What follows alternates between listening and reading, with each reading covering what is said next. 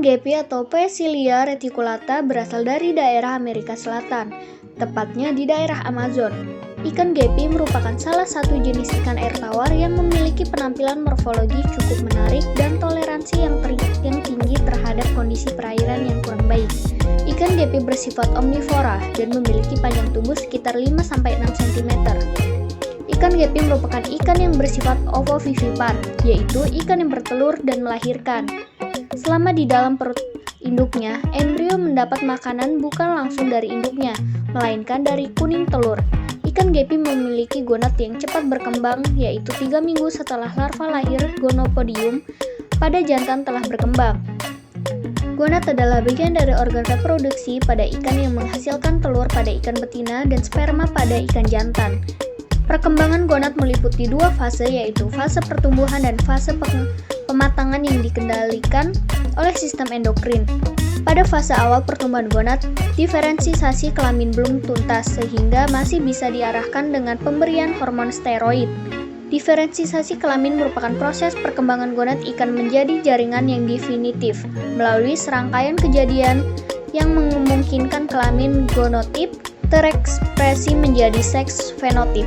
Pada kondisi normal, genotip betina akan terekspresi menjadi fenotip betina ya. Begitu pula dengan genotip jantan yang akan terekspresi menjadi fenotip jantan dengan perbandingan 1:1.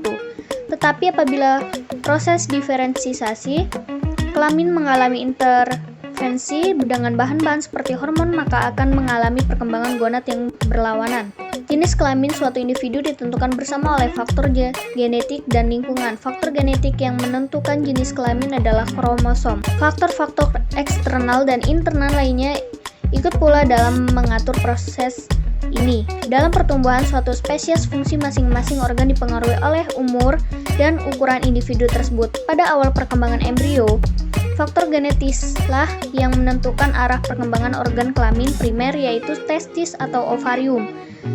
Seterusnya, gonad yang telah ditarahkan akan menghasilkan hormon kelamin dan gamet sesuai dengan kelamin yang ditentukan. Kemudian, hormon kelamin akan mengatur kelanjutan diferensiasi. Jenis kelamin ikan yang sesuai dengan keinginan dapat diperoleh dengan pemberian hormon steroid, manipulasi kromosom, atau kombinasi keduanya.